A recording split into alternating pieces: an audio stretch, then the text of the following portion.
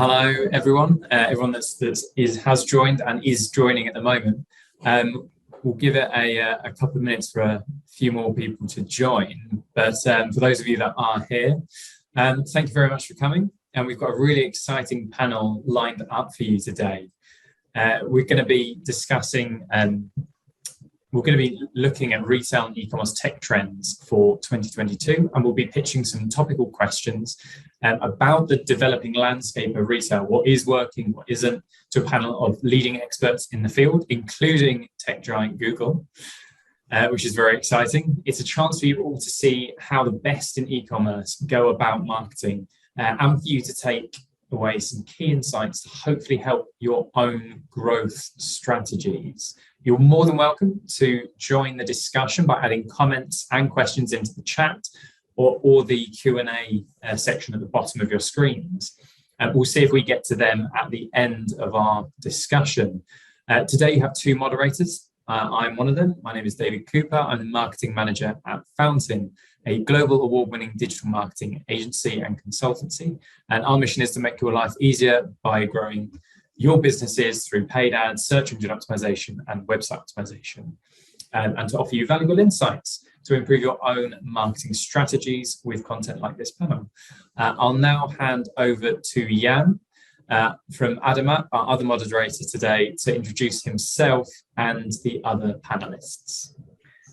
Thanks, David. Thanks very much. Thanks to all participants in our panel, and thank you very much for joining. I hope everyone who signed up managed to find their time and join us for this webinar. My name is Jan. I work for Adamat as a head of strategic partnerships and business, and we are basically a software engineering agency.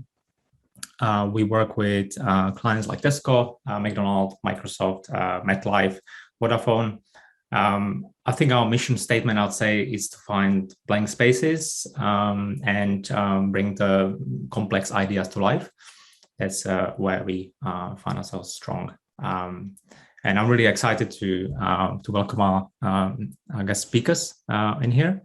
And I'll start to introducing one by one. And if you guys can just say a few words about yourself, about your company, and then we can dive into first question and start diving deep into a good conversation, I'm sure. So Dale, if you wouldn't mind to start.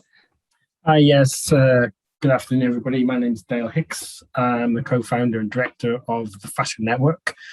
The Fashion Network is a B2B professional networking platform for people working for fashion and fast-moving consumable good retail professionals. We publish professional development content to do with fashion retail, and we also run lots of professional development workshops and conferences and events. And we also, on occasions, get our hands dirty and we help fashion retail brands and fashion retail businesses raise funding. We get involved with helping to scale business and obviously help to sell businesses. Just a little bit about myself. I started life as a designer, a web designer, and then I sort of moved into marketing and then eventually into the sort of fashion industry and fashion marketing and business development. I've been probably involved with the fashion industry for about 15 years now. So that's me. Oh, that's brilliant, fascinating. Thanks, Dale. And now I give over to Indy, to our next guest speakers. Hi, thanks very much. Thanks everyone for joining. I'm Indy. I'm a co-founder of Celebrate. Celebrate is a marketplace that puts local in-store shops together with online stores. So it's letting consumers find the product that they are looking for and giving them the choice of how to buy it, where to buy it, when to buy it, and giving them a completely informed choice. We write content on all of our products and on all of our retailers. We've got no real algorithms or anything like that. So the choice is literally to the consumer, whether you want to shop from your local nearest store, or you want the convenience of online, we offer both abilities there. And we've also become a platform now where different technologies want to have the same vision as us, so they're plugging into what we're doing and offering their services, and we can talk about that later. Thanks very much. Thank you, Indy. Thanks, fine. Good intro. And finally, we have Marcel from our partners and friends at Google. So we're hoping to have a very interesting insight from himself. And if you might, Marcel, just introduce a bit about yourself. And I don't think the company needs as much introduction, but you can maybe say what's your role and yeah. Can you hear me well? Yes. Amazing. So hi everyone, thanks so much for joining. It is a pleasure. My name is Marcelo Ribeiro. I am an agency account strategist. I work with a couple of agencies, such as Fountain, amazing partner. And my job, of course, it is working with Fountain and their clients and see what is the best way that we can help the agency and the clients reach their goals. A little bit more about myself, of course, I'm not from England or Ireland. I'm actually from Brazil. I have a degree in marketing. I am working on my MBA in digital business. I worked with digital marketing for a couple of years now, 5, I think. Yeah, I worked at Google. Before that, I was working at Pinterest. Yes, the competitor, really good company as well. And then before that, I was working at Accenture in a partnership with Google. Again, pleasure to be here. Thanks so much, Marcel. Okay, so I think we can just dive into first question. So I'll start, and I'll ask the question a person, and then feel free to join if you have any insight, any other panelist. So I'd like to start with a question about our last panel back in April, where we basically trying to sum up what was happening till then. We focused a lot on obviously on pandemic and what that means for e-commerce and retail and tech. And now it'd be interesting to look at maybe from April till now, or from the time where we are now. What do you feel like the new trends emerged in retail and e-commerce, or what do you see now really popping up and playing major role in our lives? So I'll give word to Dale. And what do you think? Well, we're talking April this year or April the year before? Are you talking April this year? Because I'm now thinking in terms of pandemic years now. let's say from third lockdown onwards. Oh, from third lockdown, there we go. That makes more sense. I mean, this year has been.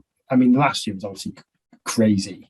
I think the biggest thing is what's happened is obviously the digital transformation is just, the whole pandemic's just sped the whole thing up. I don't think necessarily we've seen loads of new stuff. We've just seen loads of stuff happen that, businesses have had to focus on, thinking, right, especially the bricks and mortar guys that, were thinking about, transforming digitally, they had to really focus on it and do it last year. The few things that I've spotted then, say this year, is obviously, I'm not sure if it's a good trend. Well, it's not a good trend. It's obviously the trend in sort of the logistical side of it. Obviously, we all get a little bit focused. The marketing guys get focused on the old customer acquisition, brand development, all that. But one of the sort of worrying trends is obviously the problems that we have, seen in the supply chain. And I'm not just talking, sort of supplying from Asia and all that sort of stuff. I'm also talking about the last mile as well. So, I mean, I'm not sure what sort of the Christmas peak period is going to look like with this. When I speak to some of my logistic partners, they're sort of like this, biting their nails and scratching their heads. I think that's kind of a big thing at the moment. I think a lot of retailers, especially the ones we work with, are trying to wrestle with. The second thing I think that's a trend to be mindful of, particularly speaking from a fashion apparel perspective, is the whole sort of like sustainability thing. Is just the spotlight on that has just gotten brighter and brighter and brighter over the last 12 to 24 months. And then I suppose the last sort of little thing I've noticed is a lot of retailers now. I mean, you could argue what is a retailer anymore now, but I'm noticing quite a few retailers now are actually trying to set up their own third-party marketplaces. That's a little interesting development I've seen happening over a few times. There's a company at the moment, they're a TV channel, Ideal World, have just launched their own third-party marketplaces. But I didn't realize until recently that places like Harvey Nicks have got their own third-party marketplace as well. So there are three things that I've spotted over the last year. So there you go. There's a positive, a negative, and a neutral trend, if you like. So.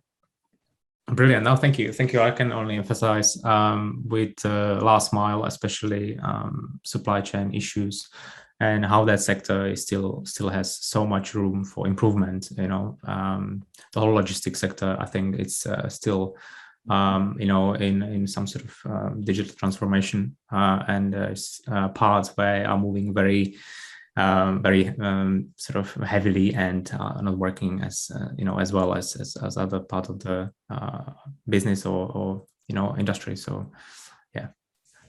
Okay. So how about you, Indy? What do you think? Yeah, I mean, I echo the ethical shopping, the sustainability and things like that. You know, eco buying has become a major shopping reason. You know, you read stats and, you know, 71% of consumers prefer buying from brands that have similar values to what the consumer thinks that their value is. So that's definitely something that's going to be bigger and bigger, because Gen Z, that audience that is growing up and will be the next shopping audience, they hold that value massively. I suppose social commerce, from when we spoke in April, social commerce, you know, native shopping experiences on social media, affiliate platforms like the marketplace that Dale was talking about, offers shoppers kind of an even more seamless way to shop online, with shoppers making purchases right from that particular app rather than having to come in and out of different websites. Video, I've noticed more and more people are going into the video side of things, and you know, you kind of think that there's definitely the reason, you know, bricks and mortar shops have been closing down and moving online, so shoppers can't really try things on anymore. They can't touch and feel those sort of things. But if they see something on Instagram Live or TikTok, that kind of fuels that aspirational idea of shopping those particular things that they, you know, these models are wearing, or people are wearing, things like that. I've noticed that there's a lot more conversation about online stores coming into offline spaces. So you know, lots of digital native, direct-to-consumer brands. They're really seriously thinking, if they haven't already, but seriously thinking of coming into physical locations. I come from a shopping centre background, and I'm being inundated at the moment with lots of online retailers that I used to work with when I worked into shopping centres, where they're kind of saying, look, can you put us in touch with shopping centres, high streets, councils, where we can actually, sometimes it's not even actually selling something there, but kind of giving that experiential branding exercise. I think, you know, when you've got stuff like Amazon with their fresh grocery stores, or Amazon Go, other people are seeing that and they want to get involved in that. And there's a huge halo effect from people coming into a store and then going online to discover more, because you can't carry obviously all the SKUs into there. And I suppose the last one would be AR, augmented reality powered shopping experiences. That's become again a huge thing. You know, it's not just big fish like, you know, Facebook, who've kind of been doing this for a while, and brands like IKEA, who've also been, you know, you can shape your whole living room and bedroom and things like that now. But even the kind of smaller companies are looking to do virtual try-ons or fashion and things like that, where they, you know, the ability to show a customer what they would look like or what their home would look like without having to be there, the conversion rate increases for the sales. And because you're pretty much seeing what it would look like in your home or on you, the returns rate drops as well. So those would be the ones that I see the most. Okay. Well, thank you. Thanks, Indy. And lastly, Marcelo from Google, what's your take on the sort of last 6-7 months or half year of time where we pretty much almost out of the lockdowns, and but obviously things changed dramatically. So what's your take on our latest trends? Of course. Thanks, Dan. So I think Dale mentioned a point that is actually quite important. That is the supply chain issue. I think that is going to be quite big this year. We have a lot of retailers having some issues with stocks, and they have to get ready in terms of demand. So I think external factors these years, that is going to be very, very big. That was something that happened last year. Most retailers, they were got by surprise, but I think this year they might be a little bit better prepared, which it is actually very good news. And the second point also mentioned, I think it is, the second point actually it is, we have a lot of tools that they existed before COVID or actually during COVID, but I think what I think it is quite different, it is the adoption. So Andy also mentioned video. I think that is getting very, very big. And some of the advertisers, I feel that they're not concerned with digital anymore. And before COVID, I feel that most of them were concerned with only physical, and now we have e-com taking a lot of space, and now they're not afraid to adopt some products such as video. And now most strategy that I'm seeing that is actually quite successful, it is omni-channel. So we have a retailer going to digital or digital going to retailers.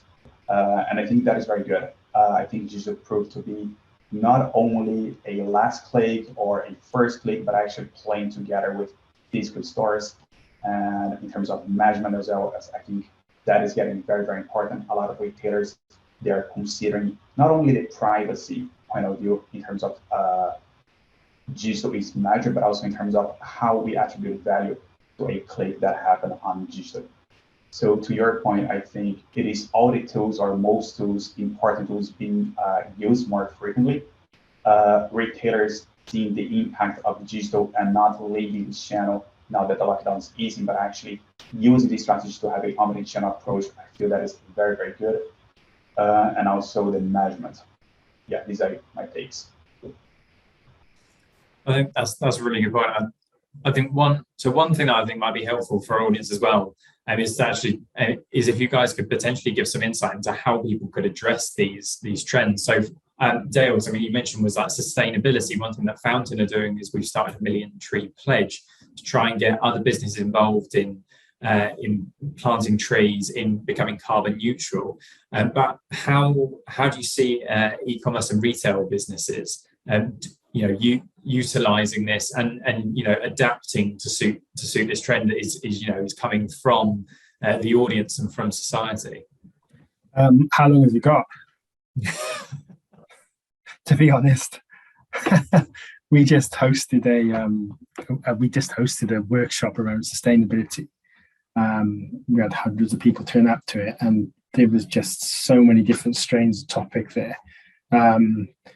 Funny enough, I published a poll the other day, like, who's to blame? Is it the brands? Is it the government? Is it consumers? And there was a lot of people blamed the brands, but then there was people making comments about it. Consumers are just, hypocritical because they'll say they want to buy sustainable products, but actually when it comes down to it, you can get something for $12.99 in such and such retail outlet. It's such a big topic, David. It's a really difficult thing to sort of like narrow down. I mean, obviously I can only really talk as well from fashion perspective as well. There's so many different things. There's obviously there's a huge thing about textiles and what sort of textiles we should be producing, preferably ones without plastic. Then there's a lot of things to do with returns. Obviously returns, the more returns things go in each way, there's more miles we're clocking at. Then there's obviously the air miles about where we're producing. I'll tell you what thinking about it, what has happened recently is forget what the buzzword is now, nearshoring, isn't it? I think they call it. There has been, again, this is a trend that's been happening for a while actually, but now a lot of brands, especially in the UK now, are trying to source local, and by local that could be either within the sort of Europe, or as many of you may or may not know, there's a lot of stuff now, especially in the fast fashion side of things, believe it or not, that's made in the UK. So that's something that's happened. It's been happening over the last few years, but obviously the pandemic is just like, right, damn, we can't get product out of China or Bangladesh or wherever it is. We need to get this stuff close, whether it's Portugal or other parts of the European Union or the UK. That's a big trend that's happening. But I mean, there's so many. It's just I wouldn't want to be working on a strategy for one of these big retailers within the sustainable strategy. I don't even know where you would start, really. It's just so many different packaging. That's another thing. Packaging, sourcing, returns, even we spoke about the last mile before. One of the interesting things I saw that Walmart were talking about is actually trying to tackle Amazon with regards to their last mile, because obviously Walmart have a good footprint, especially in America, where people can go and pick up stuff, which is not stuff being shipped around backs of vans and stuff. So I don't know, I'm not sure that answers the question, but maybe it's got people thinking a little bit about the challenges, perhaps. Yeah, totally. And I think it feeds in nicely actually to the next question we have. So looking at trends, one thing that we've seen at Fountain is people searching for I guess sort of holiday purchase periods like Black Friday, like these big spikes in e-commerce activity starting earlier and earlier in the year, or much larger periods before the event or day themselves. Christmas is obviously another one. I think I actually did a comment last year saying, oh, it's as early as September, and now this year it's as early as August. But leading up to Black Friday and Christmas, what trends are there that people need to be aware of, but more importantly, how can they address this with e-commerce? Marcello, do you have any insight into that? Yeah, I do. So I think that is a very good point, David. And the reason is last year, most Black Friday advertisers were closed the shops. So a lot of people bought online, and they took advantage of Black Friday to make other purchases for Christmas. And what happened is, despite some stores, they reopened, they noticed how easy it is to buy stuff online, receive at home, as people said, how easy it is, the returns rate are not that high. So what I think that happened is we have, besides of course that scenario, also have some external cases, that is supply chain issue. So a lot of retailers, they know they might be risked to not have stocks until Black Friday or actually Christmas. And then we have the demand that is actually, they know that they can already buy online. So we have really big players in the market going live already for Black Friday. I work with some clients that their campaigns for Christmas is already live, not only because of external factors, but also because the demand, it is also happening. So it is a really good combination because you have cheaper CPCs. So if you compare, for example, you know how expensive it is going to be the week of Black Friday. But if you can advertise before that, you can actually save some money. You can make some conversions that is going to be cheaper in terms of CPC, in terms of CPA, the conversion rate is going to be higher. So it just makes sense. So you can have your campaigns in place because the demand's already there. And you might save some money in terms of CPC, CPA. And then again, we have the issue is your stock level. So if you can maximize your profit by saving some money while you are advertising, I think that is a really, really good combination for any retailer. So I think that is the reason why that is happening. Marcello, can I ask a quick question? Just tying back to the ethical thing, is one of the things I've noticed is there's been a little bit of backlash towards Black Friday. Like some brands sort of doing an anti-Black Friday campaign. Are you noticing that at all at Google?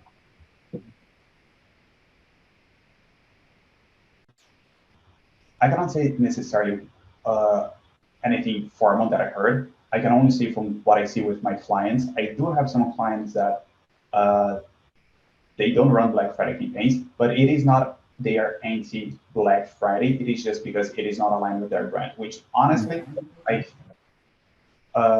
I try to have this conversation with them, because if they don't do Black Friday, most clients will do.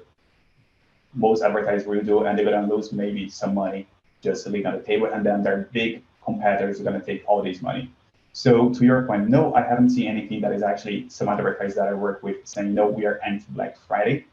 I know some clients, they don't launch campaigns, not because they're anti-Black Friday, just because that is not aligned with their plans. They don't make a thing out of it. They just don't do it. Sure. Right, okay.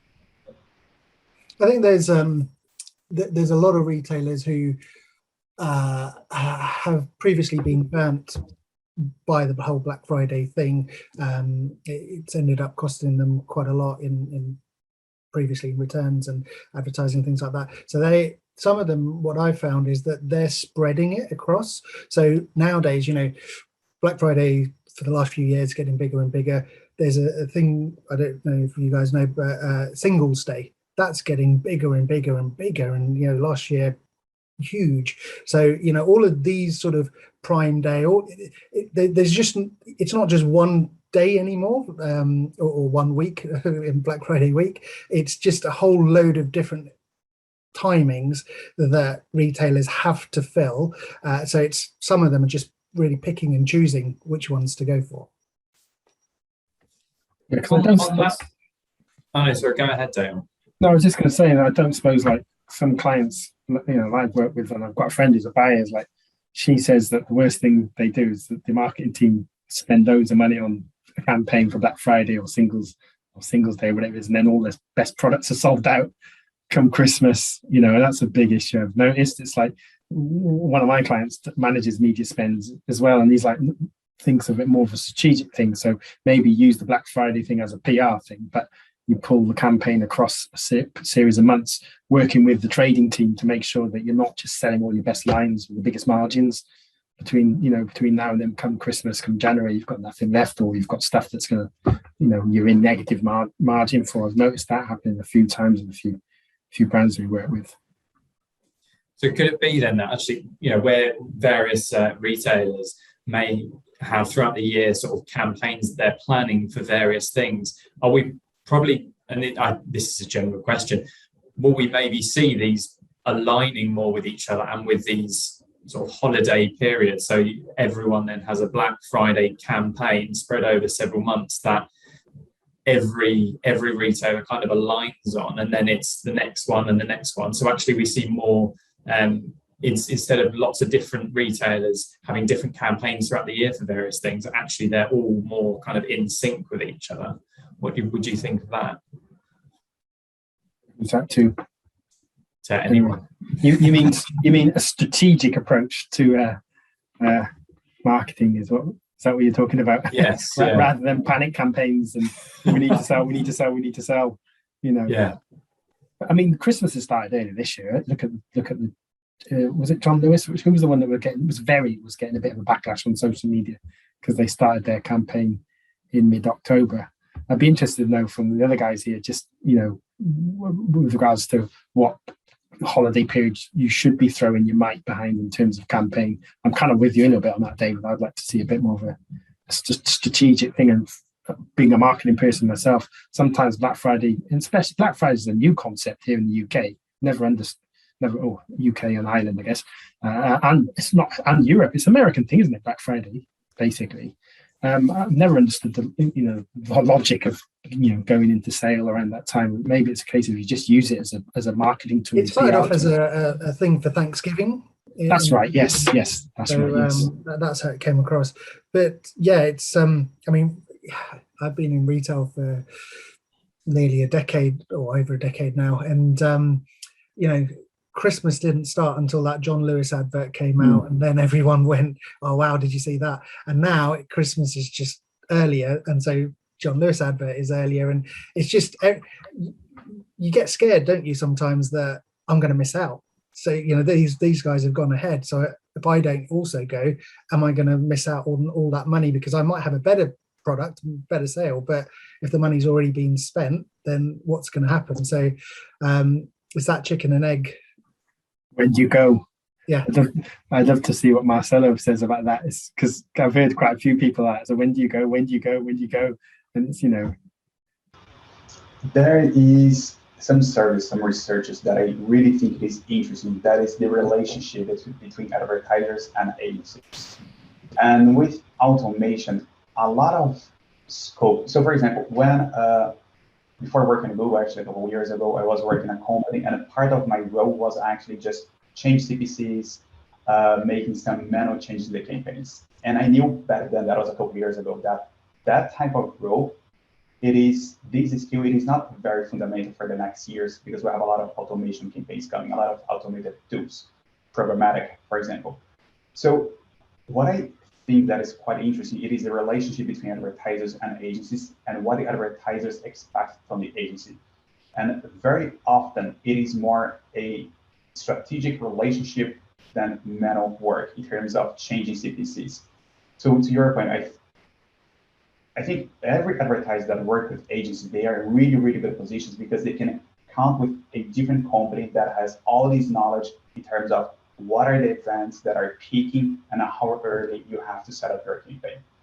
So I think that is a very good point in terms of all the campaigns that are, all the peaks that we have, they're not that peaky anymore. So for example, Black Friday, it is not that 1 week, it is a whole month. Now we have Singles Day. That is also getting very, very big. I think in the EMEA, I can check that. But what is quite nice about Black Friday, about Singles Day, it is not only growing, but very often in a few markets, the Black Singles Day is bigger than the previous year Black Friday. So for example, Singles Day this year could be bigger than Black Friday 2020. So that is a lot of demand. So if you have a partner that is working with you closely in terms of which peaks you should take advantage, which peaks are aligned with your brands, that is a really amazing place to be. So I understand some clients, they were not going, for example, so the client that I mentioned that they're not going for Black Friday because it is not aligned with their strategy. They're going massively for Singles Day because that is aligned with their strategy. But I have clients that are going for both.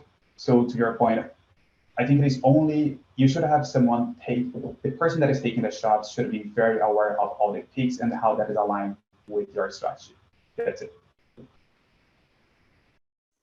I would just probably add that as the world, Western world becomes more colorful and it understands more about the ethnic diversity, they will then see that there isn't just made up days like Singles Day and Black Friday, but there's, you know, like today is Diwali for Hindus, and that is a hugely missed opportunity for England, for example, because back in India, this day retail goes absolutely mad. So, you know, as the world learns about each other, I think there'll be more of these special occasional days that become bigger and bigger and bigger for shopping experiences. I know, for example, where I live in Buckinghamshire, like Eid celebrations and things like that, at that time, that there was no retail in that. That was just family back in the day. But now you just see posters and marketing about celebrating that consistently. And there's retailers who've really cottoned on to the fact that actually, hey, you know, they've been through this thing and then they want to celebrate and they want to give presents. Let's create a retail special day for this as well. So more and more special days will be needed to be added into the marketing strategies.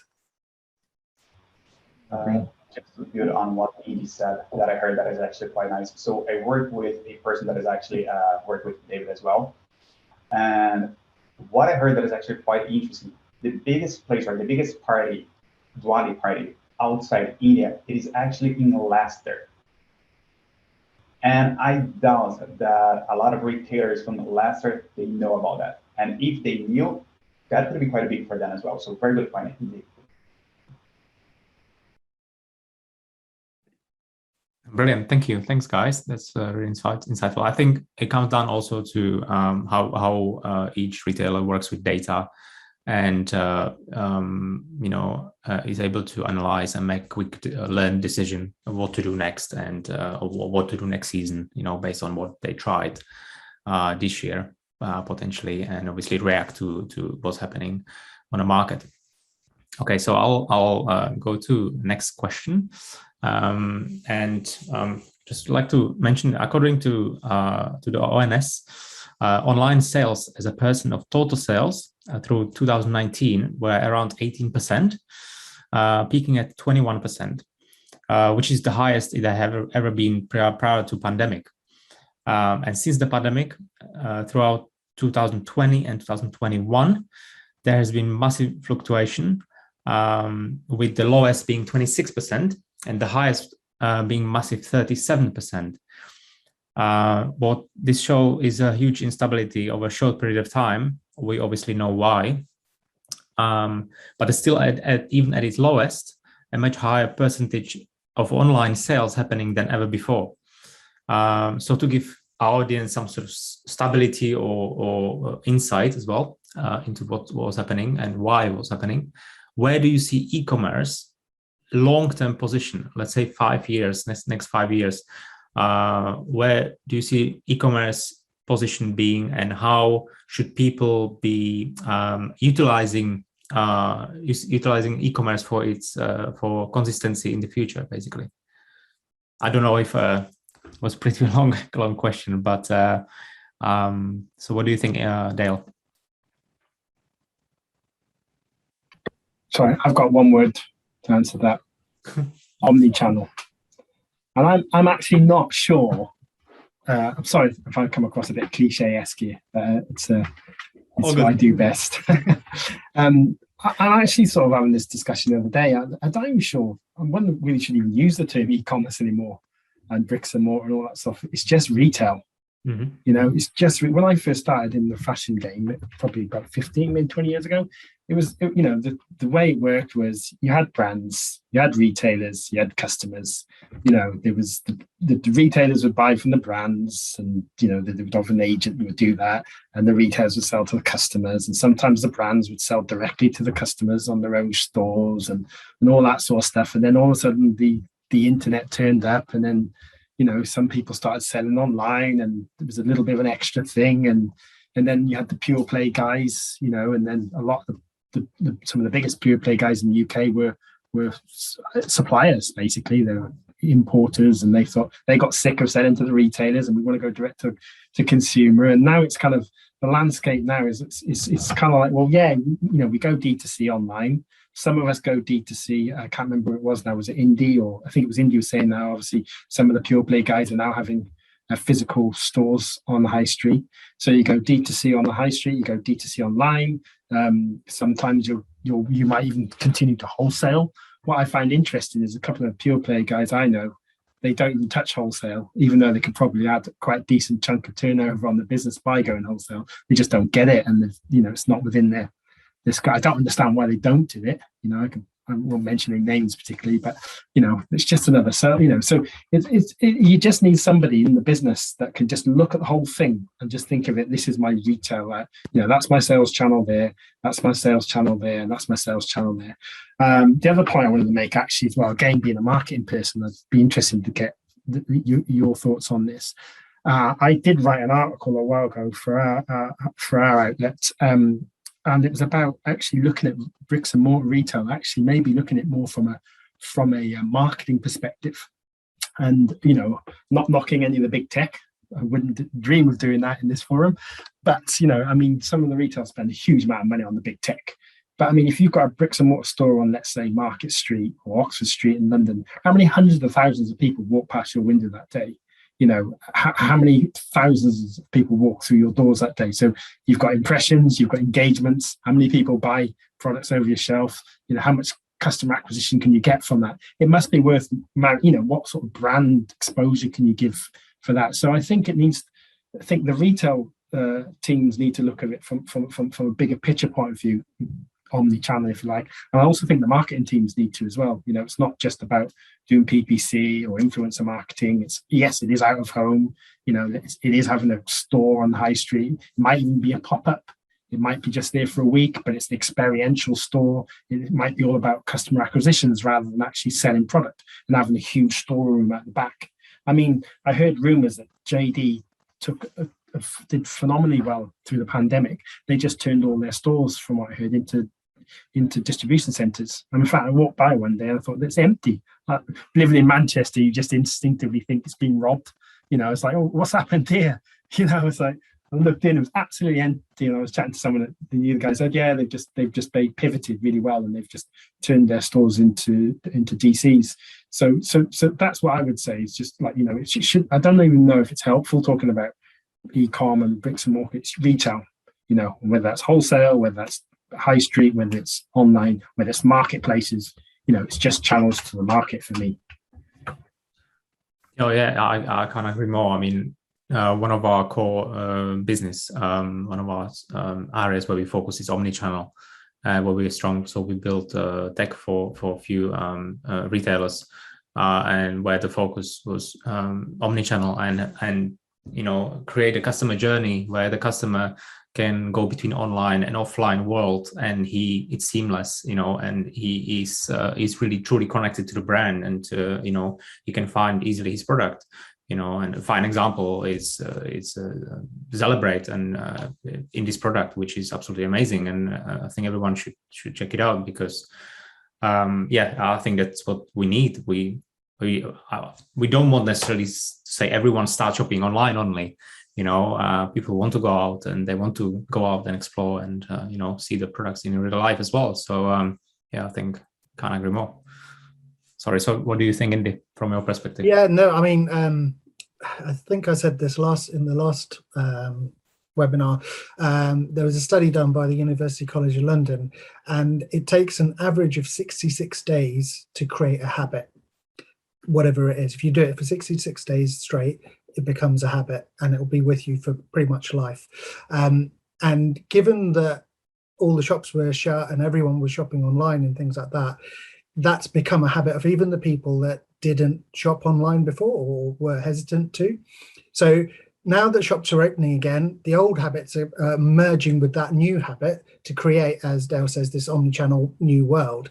And so there's no point anymore. I mean, again, coming from where I used to work, I ran the digital side of things, the digital sales side of things, and we had obviously the physical side as well.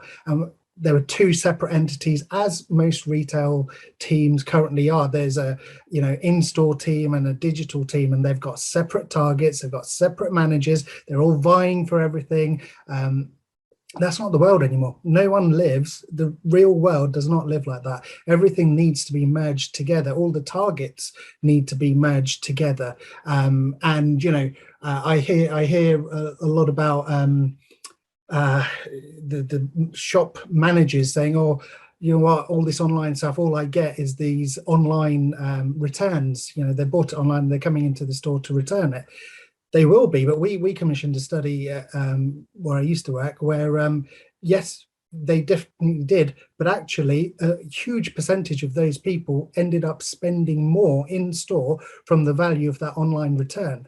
No one talks about that. And that is that whole omni-channel journey. You bought something online and yeah, you might not have liked it, but when you're buying it physically, returning it physically, you're buying something very, very different. So at Celebrate, thanks for the push there, yeah. At Celebrate, that's what we're trying to do. We're trying to give the consumer a full 360 choice. We will tell them, here's where you are on the app, here's where you are. That blue pair of jeans that you might be looking for is a 5-minute walk away from you, but actually if you walked half an hour away, that same pair of blue jeans is at a discounted price. Or there's that e-commerce ability to say, actually there's another online retailer who's selling that blue pair of jeans that you can get sent to home, but you've got the worries of, does it fit, does it not? So I don't think you can ever really, and you should ever go back to those siloed worlds. It's joined up. You can't unbreak it now. Oh, thanks. So what do you think, Marcel, from your perspective and from your world? I think that I am in a really tough position right now just because these speakers cover pretty much everything. So honestly, I completely agree. So omnichannel, it is one single word right now. So we don't have physical, we don't have only digital, they're playing together. What Edie said in terms of the survey, I saw something very similar from Harvard, a really nice survey. saying that the most valuable audience a retailer has, it is the omnichannel, more than digital, more than just physical. So yeah, I think they're spot on. I think it is everything. It is just blending together. Yeah, I think that's it. All right. Well, thank you. Brilliant. It's an interesting question, though. It is an interesting question. Yeah, I think one thing it kind of links to the question I asked now, and I think one thing to bear in mind is the answer you've just given, which I think you're pretty much aligned, which is fantastic. But what Founders have done is we've commissioned a survey of e-commerce customers and marketing managers and decision makers within retail companies.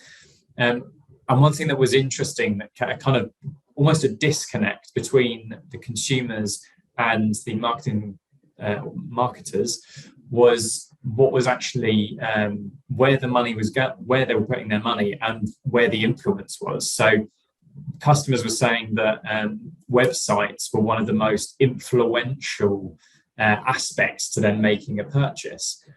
And what we found, though, that actually when we asked marketers, like, where do you think the influence is going and where are you putting your budgets, websites came well below, online, offline ads, stores.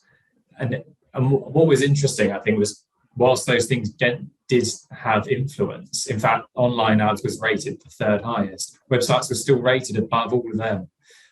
So do you think that there is a bit of a misunderstanding of just how central, not to say that physical stores aren't, as we just talked about, it's an omni-channel process, but is there still a heavier reliance on physical stores?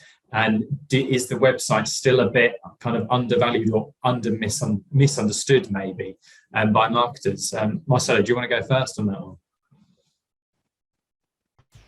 Sure. That is a very good point, David. And my opinion is yes. So I feel that a lot of retailers, they don't give the right weight or they don't give the right value to their websites. They can invest a lot of money on ads. They can spend a lot of money on their physical stores, which is really, really good if they have this type of money. But also a lot of second purchase or first purchase from new customers, they would have happened on the website. And if you have a poor website, if it is taking too long to load on your desktop or on your mobile, or if it is just has a lot of image, if your website is not good, 100%, I think the user, they're gonna have a really poor experience. So yeah, I completely agree with you. Retailers, they should spend more time or resources on the websites. Interesting. So Dale, do you have anything to add to that? Yeah, I was looking at your question earlier, and basically what it was saying is that, correct me if I'm wrong, but the different channels people say that made up their mind with regards to where the purchase was online ads. It was web. You said the website was up there, and then physical retail store. But I mean, obviously, I'd love to drill down what people mean by the website, because obviously, website is just a sort of like sits out there in the ether, isn't it? Obviously, you have online ads that drive traffic. You've got SEO.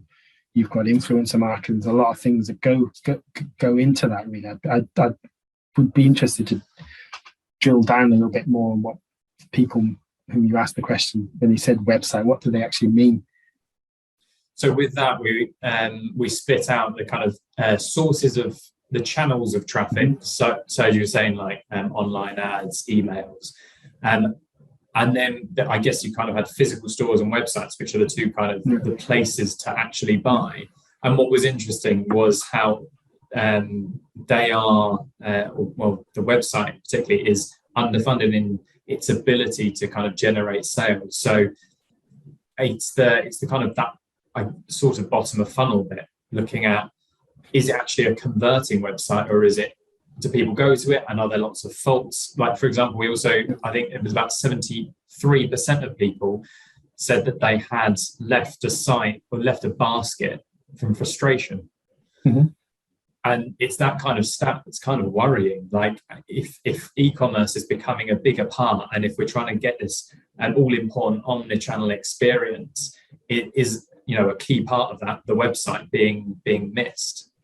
I don't. Okay, so I see what you're saying, but obviously that only applies if you're a business where you have a bricks and mortar channel and an online channel. Because I mean, at the moment, the success stories of the last 5 years have been from pure players, guys, most of which don't have any high street presence whatsoever. So obviously they're doing something right, you know, in that respect. I mean, I did also see in the report that he was saying that the guys that do have online and offline, they're overfunding the bricks and mortar side of things and underfunding the retail thing. Well, obviously, I mean, there's a little bit more evidence out there that actually, in fact, we've got loads of empty stores on the high street is testament to how costly it is to have an operation there. I guess what we're getting into here is another easy question, is acquisition, isn't it? And you guys probably know more than I do, but it's about how the hell do you know where things are coming from? And my marketing guy would say, well, look, you know what, if you do have a bricks and mortar and you do have a website and you do have an influencer marketing campaign or PPC campaign or Google shopping campaign or whatever it means, it's, you know, it's always, they all affect each other, don't they, really, I guess. But I mean, this is, again, another huge question about attribution, really. But I mean, in a way, I mean, the biggest success stories, though, they've been the pure play guys. So obviously, I don't need to mention their names, but, you know, the big pure play guys, most of them don't have bricks and mortar at all. They just have heavy big marketing budgets, out-of-home marketing, TV sponsorship campaigns, PPC, SE, you know, they have all of that. They don't have the burden of having these very expensive, cumbersome bricks and mortar things on high streets. But whether that's going to change in the future, I think it might, actually. I think you might see, who was it said it? Maybe it was India before. I think you're going to see some pure play guys using the high street. I mean, Amazon are obviously doing stuff on high street, aren't they? India, do you know any? What else have you seen of some of the pure players? There's lots of retailers who are looking at getting a physical location for branding purposes.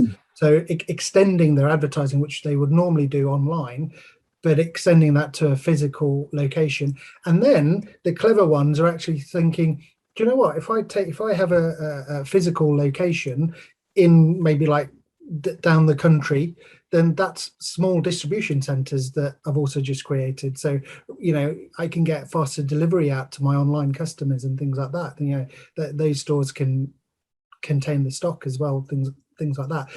In regards to the original question, definitely websites. I mean, it's definitely changing because of the pandemic. You know, the websites are definitely getting bigger traction.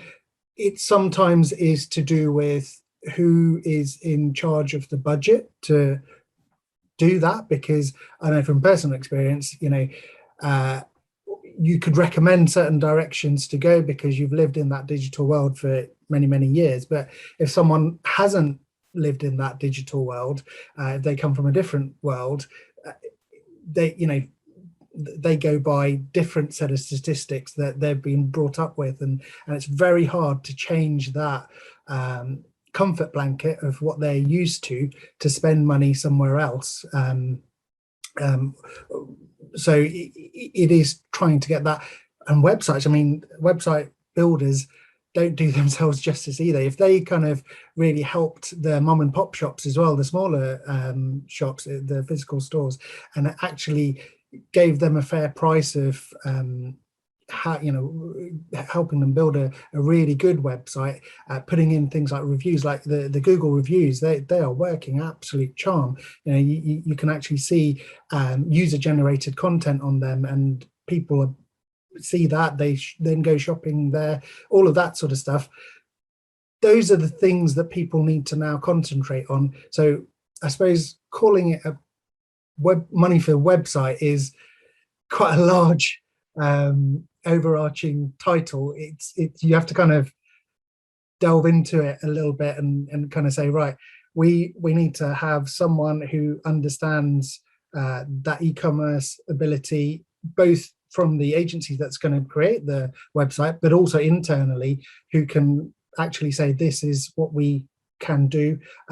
However, I come from this omni-channel world, so whatever I build as a website has to also complement that physical store as well. So it's quite hard to get that double message across to an agency to go and actually build a website.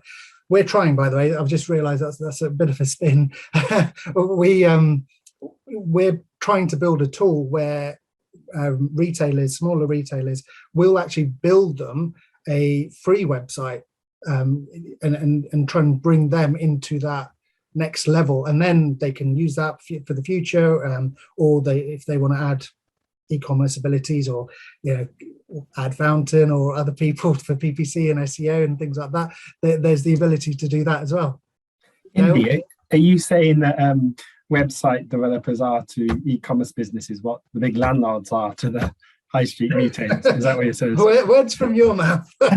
I'm just trying to clarify. Oh, what do I say to that? Okay.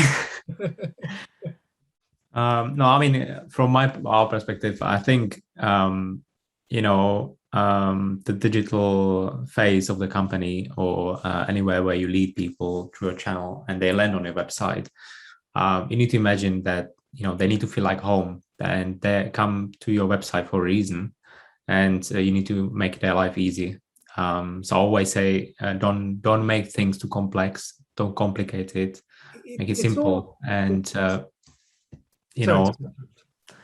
and make it the customer's journey as pleasant as possible.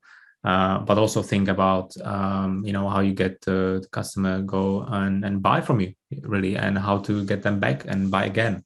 So I think this is important. And also, again, the data insight and plugging in interesting tools to your website. How you can measure the traffic, how you can measure how your customers interact with your website, where they click, whether they scroll all the way down or not.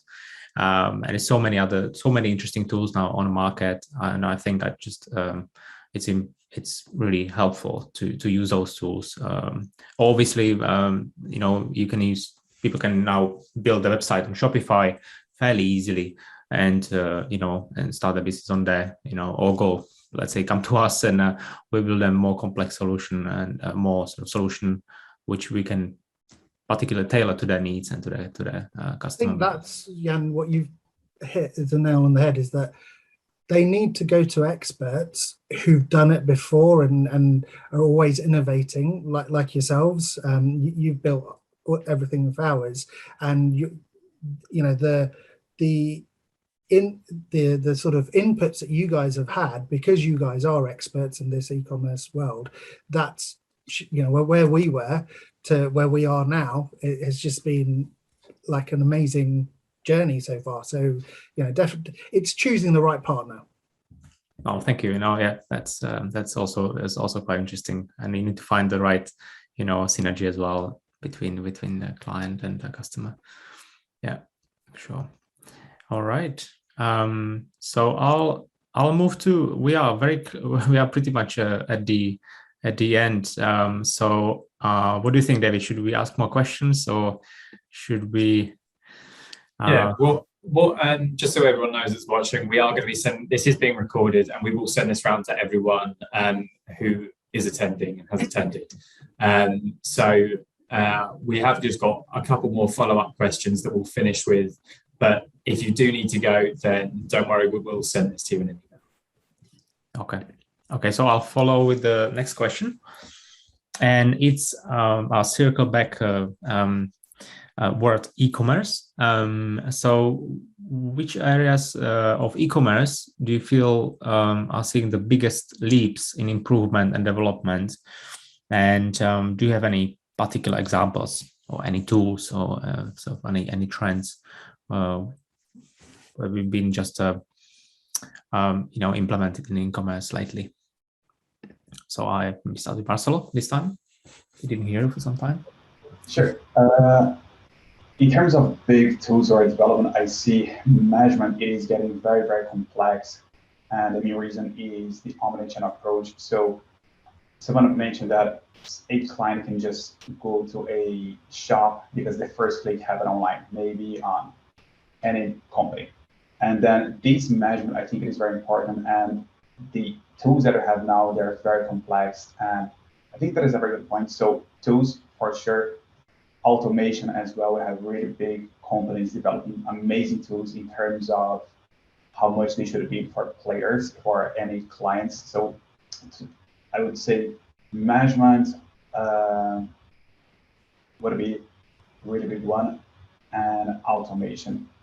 I think that would be it. So in terms of the changes, we have also video with different players creating different platforms for video. I think that would be the top three right now. Okay, so what do you think? Maybe I can just open the worm a little bit here. I don't think it's that far off the topic, but what do you think are sort of new client, new player on the market, new old player on the market now called Meta, and their game, what they plan to do in the future? So how do you see that evolving? That is a very good point.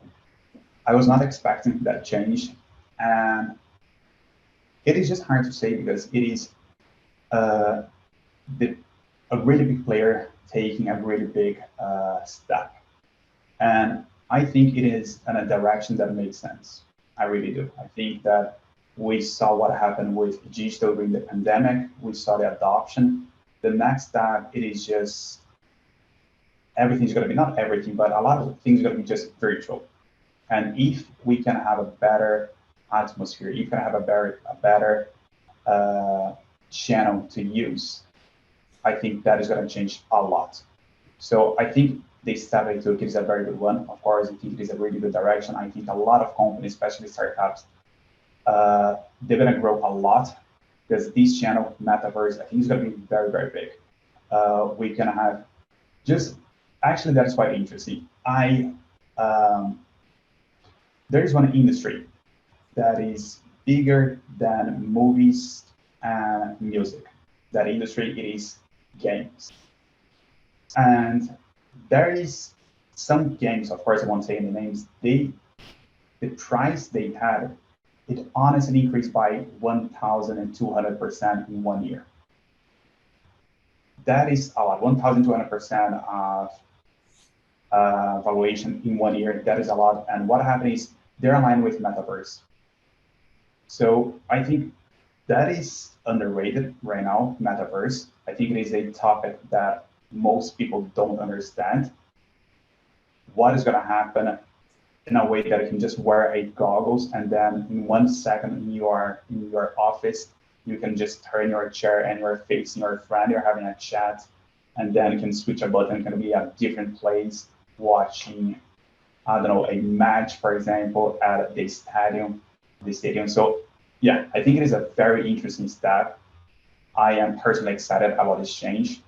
And when retailers realize the potential of the Metaverse to have their stores in a digital environment that you can actually go in, you can choose what you're going to wear, almost taking from and then trying. I think that's going to be very, very big.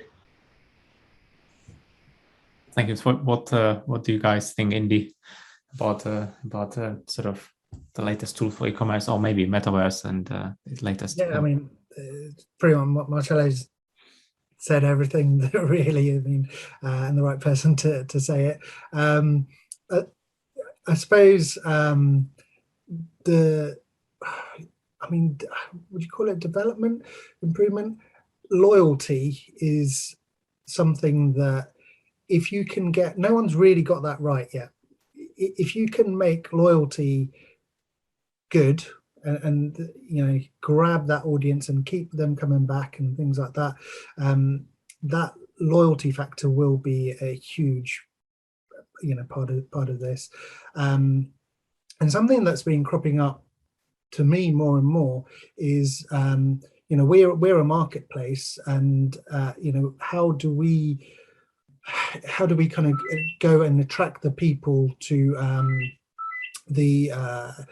to our stores for our partners and stuff like that, because each retailer speaks in a certain way and their websites and their social channels speak in that way. We as a marketplace what we need to do is discover our own tone of voice, and that I think also will play a big, from a marketing point of view anyway, a marketing development rather than a technological development, that real tone of voice that attracts a particular type of audience to keep coming back, add to that the loyalty factor. Those two things would be, for me, from a marketplace, those two things, away from what Marcella's just said, those two would be the additional. Okay, last and least, Dale, what's your take on this topic? So the question was, what areas of e-commerce do we feel are seeing the biggest leaps in improvement and development? Well, I've got about 5 points on this, but I'll be quick. I think the first one I've noticed happening is the last mile thing. Like I say, everybody's trying to scramble to try and improve that, that experience. But obviously, you've got with Amazon out front holding the standard there, if you like. They're holding everyone to, that's the bar really. People don't want to be waiting ages for stuff to deliver, and if it is going to be ages, they want to see where it is on the app and all that sort of stuff. So I've seen some very interesting things happening within the last mile, and then you've got those lockers now popping up at service stations where you can go and pick stuff up. So that's an area I find interesting.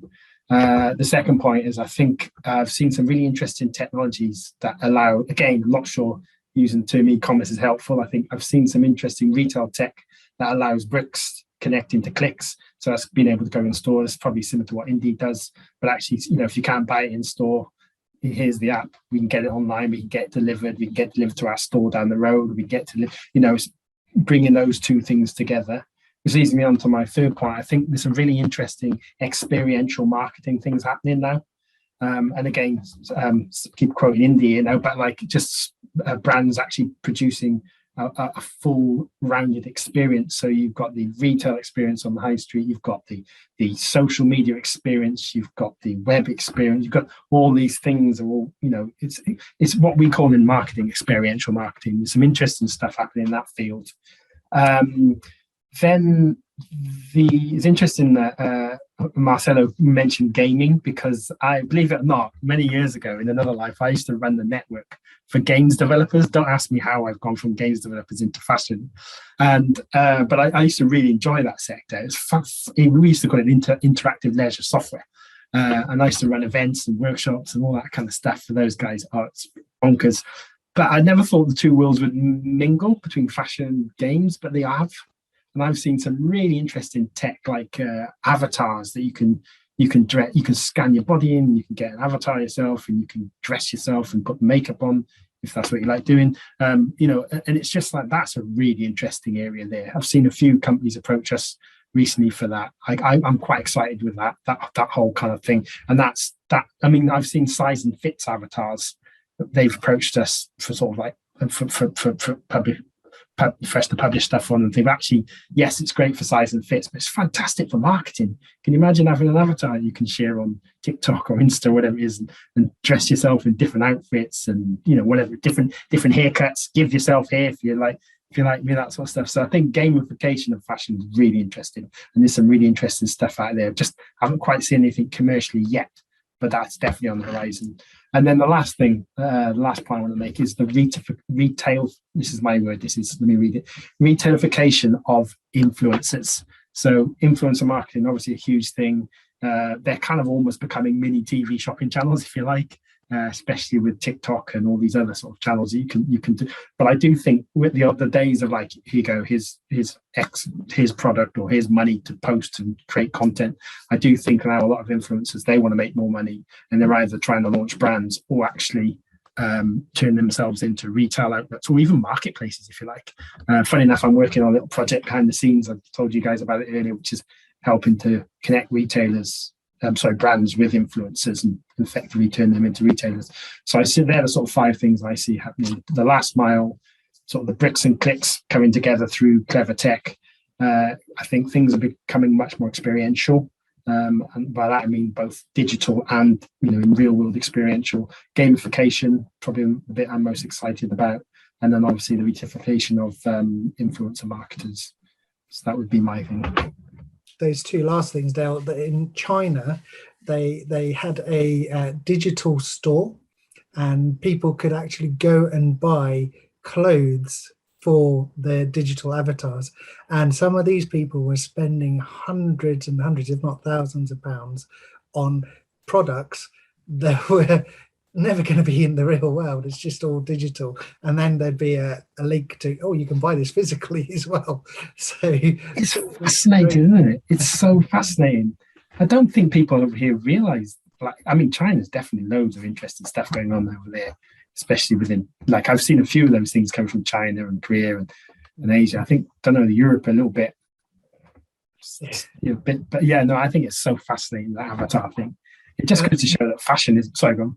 I was just going to say, and then the influencer thing, that's huge at the moment, you know, with the changes to Instagram, TikTok, and all those social platforms. They're making that influencer, in essence, be the brand and talk about it. Well, again, in China, they've got live commerce. They just call it live commerce. And it's basically, for anyone that remembers, it's basically TV shopping channels. So it's the same model. Basically, they're live casting, and yeah, it is. Yeah, it is. I've spoken to one of the agencies here in the UK, and they say, yeah, the future of sort of influencer marketing will be, they'll all technically become kind of like mini TV shopping channels. Oh, really fascinating what's going on at the moment. I think this is probably the most interesting question for me, actually. But yeah. Well, we've got. I think we've got one question from the audience to finish on. Quick answers, please, from everyone. So does the panel consider going back to what we were talking about earlier about special days like Black Friday, so does the panel consider if these special days and different channels of transacting actually increase consumer spending? Individuals only have a finite amount of money to spend. I don't know who wants to jump in on that first, Dale.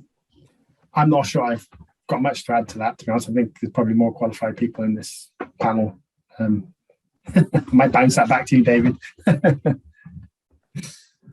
I mean, would you answer that question by basically saying, is it about having more money to spend, or having that consumer spend their money, that finite number of money, in your brand quicker and earlier than anyone else, any other brand? Marcelo?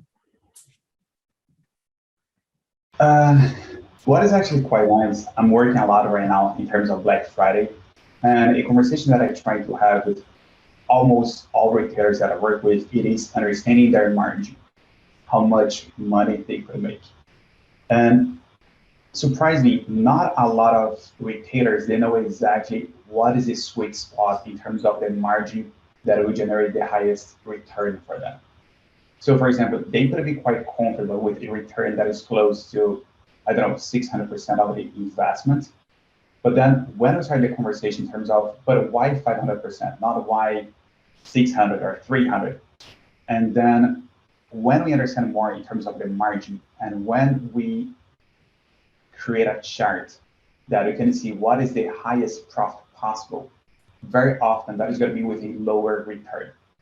So for example, if they had a target, a little bit now digital, even they had a target ROAS that would be close to 600%, they could make, for example, 10 million pounds during Black Friday. But even if they decrease their ROAS from 600% to 400%, of course, the margin is going to decrease, but overall the profit can increase. So to the question, I think, yes, very often, if you understand exactly your business, if you understand what is the margin, if you structure your campaign in a good way that you're organizing by margins, you can make a lot of money, way more than you were making before Black Friday. But it is a matter of understanding how much you can sell each product, and then you can maximize that curve. So it can be a little bit technical, but it can create several campaigns organizing by margins. So it could be campaigns from 300 to 400%, you have one specific target ROAS. Campaigns from 400 to 500, a different ROAS. And then you can play with all the keywords or all the levers that you can have. But to the question, yes, I really think that you can make a lot of money during Black Friday, even more than before, just because the demand, it is there. So if you do a really good job in terms of creative, if you can increase the demand for your product using the right channels, and if you have the right levers, and if you're using them correctly, 100%. What is actually very interesting, my biggest client, they are expecting to make almost half of all the profit in 1 week. From the whole year, they expect to make half of the profit in the week of the Black Friday. So I do think that you can make a lot of money if you're playing correctly. I misread that question, actually. I thought it was about media spend, by the way. That's why. But I think, yeah, I don't have anything to add. Brilliant. Oh, well, I appreciate that. So, well, thank you. I think we'll stop there. We've been talking long enough. Thank you very much to the panel. That was all really insightful. Thank you to all of the attendees who have made it this far. Well done. Fantastic to have you all on. It was really insightful. Some really good action points from that as well. And there's a big focus there on the channel focus. If you would like to connect with any of us on LinkedIn, you can contact myself at david.cooper@fountainpartnership.co.uk or Jan at jan.navril@adamat.com. If you have any more questions on this, as I mentioned, we will be sending the recording of this round to everyone as well.